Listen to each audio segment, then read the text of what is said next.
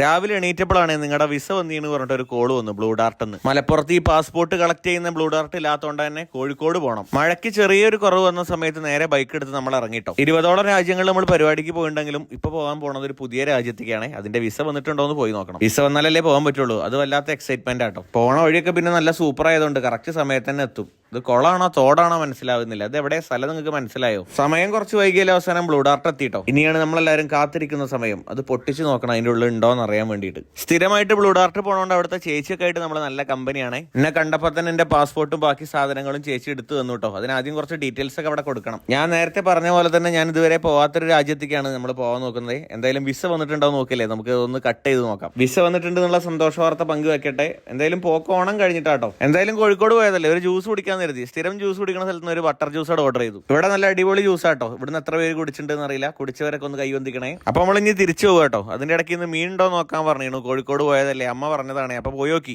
അപ്പൊ ഒരു മീനും ഇല്ല, ഇന്ന് വെള്ളിയാഴ്ചയല്ലേ. അപ്പൊ അതുകൊണ്ട് വീണ്ടും തിരിച്ച് വീട്ടിലേക്ക് പോവാ. കോഴിക്കോട് അല്ലെങ്കിൽ അടിപൊളിയാണ് കേട്ടോ. ഒരുപാട് നല്ല ഓർമ്മകളുണ്ട് ഇവിടെയൊക്കെ. വന്നപ്പോൾ മഴ ചെറിയൊരു പണി വന്നെങ്കിലും പോകുമ്പോൾ ഉണ്ടാവില്ല നമുക്ക് പ്രതീക്ഷിക്കാം. അപ്പൊ പുതിയ യാത്രാ വീഡിയോ ഒക്കെ ആയിട്ട് ഈ അക്കൗണ്ടിൽ ഇനിയും കാണാട്ടോ. വേറൊരു സങ്കടം പറയട്ടെ, എല്ലാവരും വീഡിയോ കണ്ടു, ആരും ഫോളോ ചെയ്യണില്ല. ബായ്, പിന്നെ കാണാം.